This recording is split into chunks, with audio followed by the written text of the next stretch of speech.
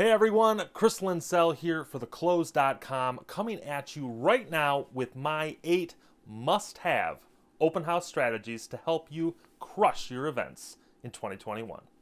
Let's go! Guys, open houses have always been a critical part of any real estate agent's job. If you're listing property for sale, chances are you're hosting open houses. And if you're not, well, you're just missing out on a ton of opportunity. But the insanity of 2020 has had many agents wondering whether or not open houses are even still a thing anymore. And I'm here to tell you, they absolutely are, but you gotta do them right. And you know what? They're gonna be an even bigger opportunity than they were before. So I'm gonna help you do that.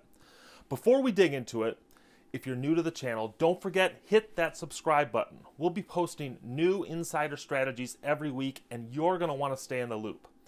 Also, if you need sign-in sheets for your next event, I've got a collection of 5 open house sign-in sheet templates that are perfect for the next time you're camped out at a listing. So check out the link in the description and it'll take you right to them. Okay, let's get to it. Here are my 8 essential strategies for hosting a successful open house in 2021. Strategy number 1, keep cleanliness and hygiene a top priority. Guys, this should go without saying, but the pandemic, it's far from over. And people are still nervous about going to public events. Those sorts of nerves are going to keep people from staying as long as they probably should at your open house, which is going to prevent them from seeing the whole property, and it's definitely going to prevent you from striking up conversations and converting them into buyers, if not a buyer for that listing. So go above and beyond when it comes to safety at your open houses. We're talking hand sanitizer at the door, boxes of rubber gloves, disposable masks, whatever it's going to take to make sure your guests feel safe and secure. Emphasis here is going to cost you like $20 for all those supplies and maybe an extra 5 minutes to get everything in place. Totally not a big deal. And on top of the obvious benefit of keeping people from getting sick, well, you're just positioning yourself physically in front of your leads longer, which is going to lead you to a higher percentage of them becoming clients. Okay, strategy number 2, be ready for unrepresented buyers. Guys, a seller's market happens when there aren't enough houses to meet the buyer's demand. And I don't have to tell most of you, demand is super crazy right now amongst buyers, which means competition to get to those homes is fierce. This means that sometimes buyers are going to skip working with a buyer's agent and instead go straight to a listing agent to make an offer directly. The thought process here is that maybe there are less moving parts between the buyer and the seller if the buyer goes straight to the agent, and so maybe there's a better chance of their offer getting accepted. Is it true? Personally, I don't really think so, but buyers seem to believe it because we're seeing a rise in double-sided deals towards the end of 2020 as a result. This means that when you host an open house, you should be ready for offers to be written right there at the event. Make sure you come with multiple copies of offer paperwork prepped for the property you're hosting. Have copies of even the disclosures that you're going to need signatures on. Get everything that you need so that the offer process on site can be smooth, fast, and convenient. Okay, strategy number 3. We're moving along. Number 3 is have a CMA ready. People ask me all the time, Chris, what effect did has COVID-19 had on the real estate industry?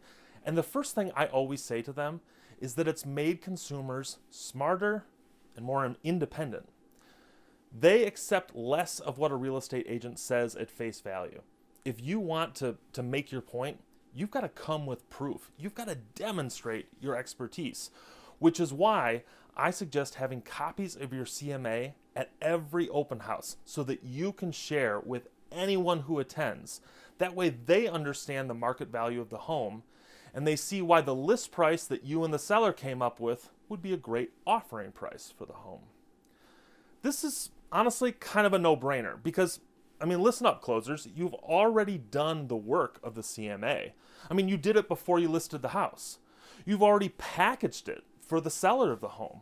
All you got to do is change the cover sheet, and you've got yourself evidence that you can put in the hands of any likely buyer that a full price offer is the right move. Strategy number 4, don't look at any offers until the Monday after the open house.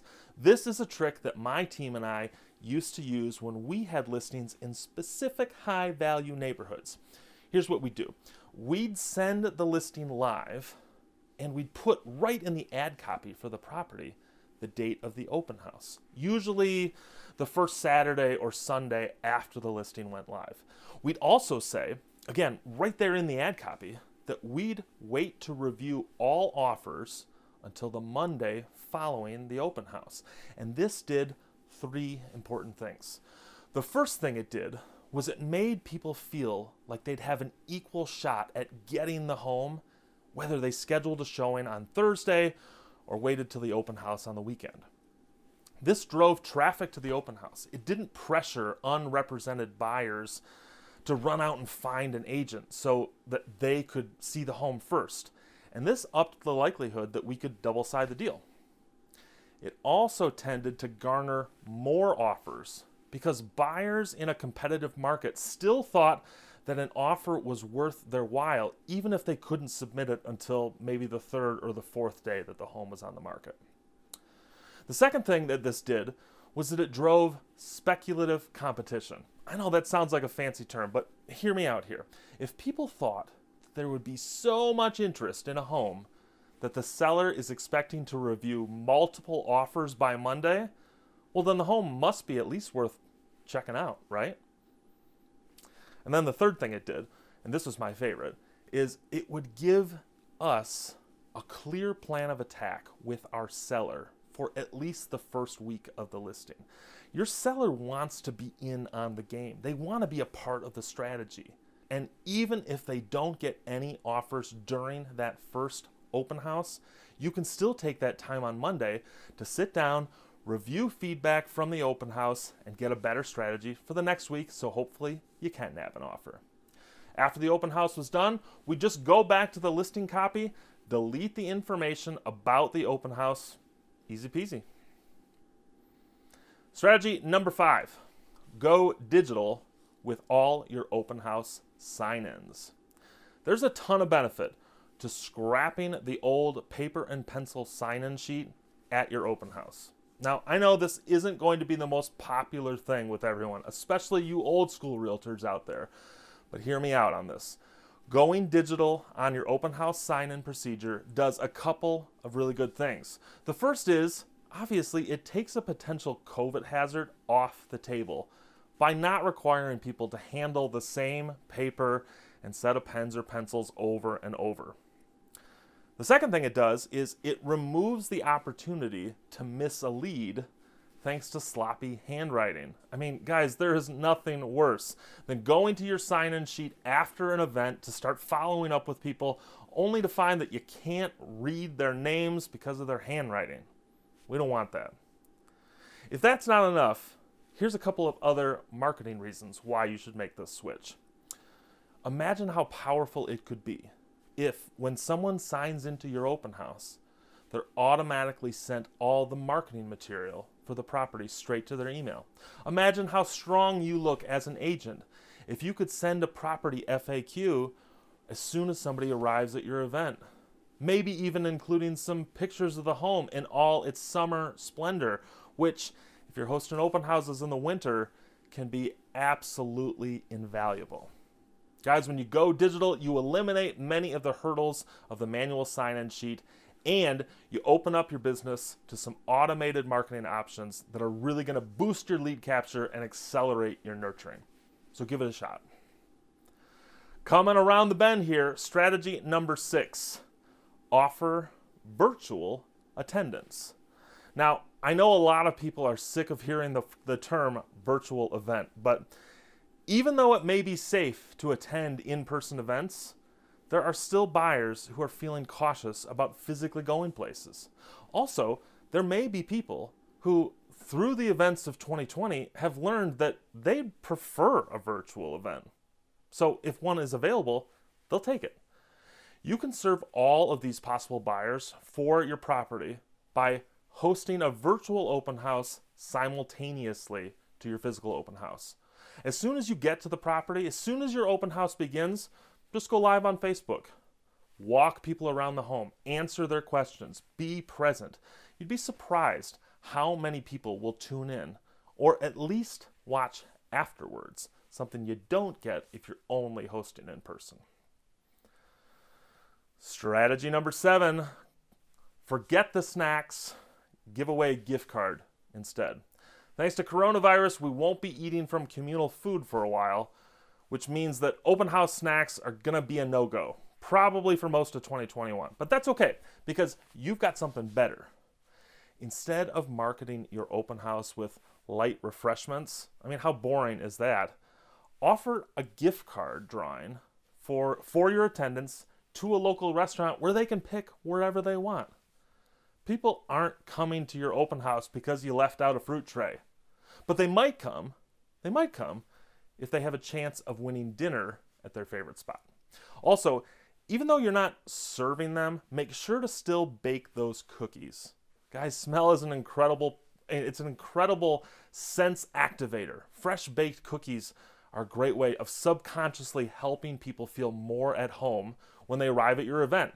So instead of putting the cookies out for your guests to eat, just wrap them up and leave them for your sellers afterwards. They'll love you for it. Can't believe it, but we've made it. Strategy number 8, market your safety protocols as much as the property. When you're getting the word out about your open house, of course, you want to talk about all the amazing things your property offers. But you also need to market your safety protocols too. Don't be shy to share exactly what you're doing to ensure that anyone who attends your open house is going to be safe.